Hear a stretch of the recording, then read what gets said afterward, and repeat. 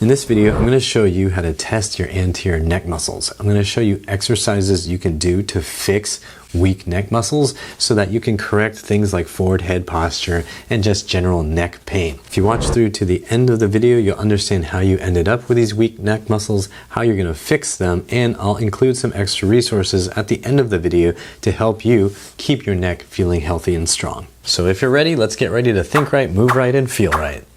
Hey, I also want to hear from you about your neck. How did you start to suspect that you might have a weak anterior neck? And what about the muscles around the rest of your neck? Have you noticed something about those too? What have you noticed about your neck in general, and what are you doing to improve the strength and mobility and control that you have in your neck? Drop me a comment down below. The test for your weak neck muscles is really simple. Just lie down, face up, knees bent. Now lift your head up off of the floor. Just think about sliding a newspaper or a magazine under the back of your head. You don't have to come up super high. Just a little bit hovering off of the floor, and you're just going to hold this position. Hold this position for a full minute. If you cannot do this for a full minute, you've got some weak neck muscles. A lot of people find that when they go to do ab exercises like the hollow body hold or a dead bug, where they just need to have the head hovering off the floor, that the neck becomes the overwhelming sensation. Like, oh my gosh, I cannot hold this bowling ball up anymore. Ooh. So again, if you cannot hold your head up for 60 seconds, then you definitely have weak muscles in the front of your neck. If you've ever done an ab exercise and felt like the only reason you couldn't go longer was because of your neck, you've got a weak neck. So now let's talk about a couple ways to fix these weak anterior neck muscles. The first way is really simple, and we can just go back into our test position, lying face up, and just lift your head up. You set a little timer on your watch or your phone or whatever, and just hang out here. I would suggest starting off with 5 to 15 second rounds, just long enough to feel a medium level of fatigue, but not feeling like you're starting to like grate your teeth because it's so hard. You want to just make sure that you're feeling the muscles of the anterior neck here, and that you're not just like clenching with every muscle in your face. Your jaw should try to stay relaxed. You shouldn't be grinding your teeth just to maintain the position. Just hold it for 5 to 15 seconds. When that fatigue starts to set in, go ahead and come back down and rest and relax. When you have really weak neck muscles, you may also feel muscles working on the back of your neck, and for now that's fine. Just keep practicing. So you've done one round, take a little rest, take 10-15 seconds rest, maybe more if you feel like you need it, and then do it again. Hold it 5 to 15 seconds, whatever you feel you can tolerate and still feel the right stuff going, and then come back down. You're going to keep doing this.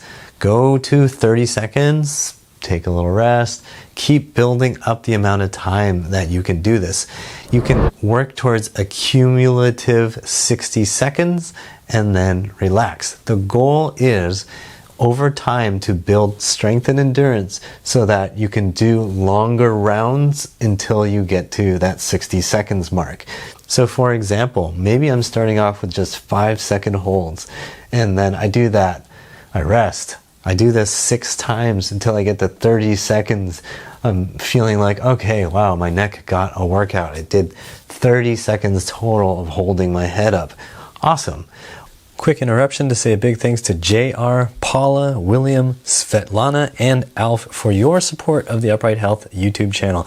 If you want to support this channel too, use the thanks button or the PayPal link that you'll find down below. And don't forget that you can click the join button to become a supporting member.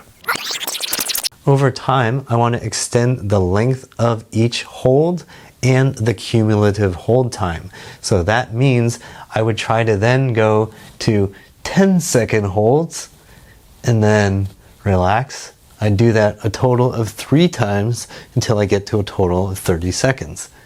Awesome. In a subsequent week, I might want to extend that even further to 15-second holds, and I'm gonna do 3 15-second holds, and that's going to give me a total of 45 seconds. And maybe the next week I want to build on that even more, so maybe I'll do 20-second holds, and maybe I'll do 3 of those, which gives me a cumulative 60 seconds. And maybe the next week I just feel awesome and I'm gonna do one 45-second hold and then finish it up with another 15 seconds afterward. If you're just starting out doing exercise for the anterior neck muscles, then I would suggest doing this only 2 days a week for that first 1 or 2 weeks, and just work on doing 30 to 60 seconds cumulatively on each of those days. If you don't feel any massive soreness, you feel like you're confident with the exercise, you understand what's going on, then go ahead and bump it up a little bit more, try 3 times a week, maybe 4 times a week. The key here is to not cripple yourself with soreness, so find the level of challenge that feels doable for you and the next day and the day after doesn't feel like it's killing you.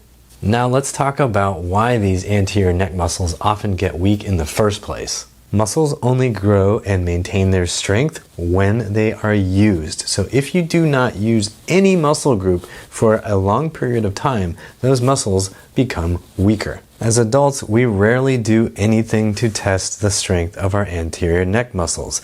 Most of us choose to live our lives vertically because there's a thing called gravity that keeps us pinned to the earth, and we usually don't get a lot of work done when we're lying on our backs. And even if you are lying on your back, you're usually not holding your head up, which would then test the anterior neck muscles. Pretty much the only adults who are on their backs doing something with their head up are people who do MMA or jiu-jitsu. For the rest of the civilized population who's just living in forward head posture on their phones, the neck muscles are actually just atrophying all day long. It is important to remember, however, that our neck muscles can get quite strong if we train them carefully and gradually. That's how fighter jet pilots, race car drivers, and NFL football players are able to withstand the forces that are put into their head and neck. The exercise I've shown you is just one simple, easy way that will build enough strength for you to generally feel comfortable. It's not going to prepare you to drive a race car.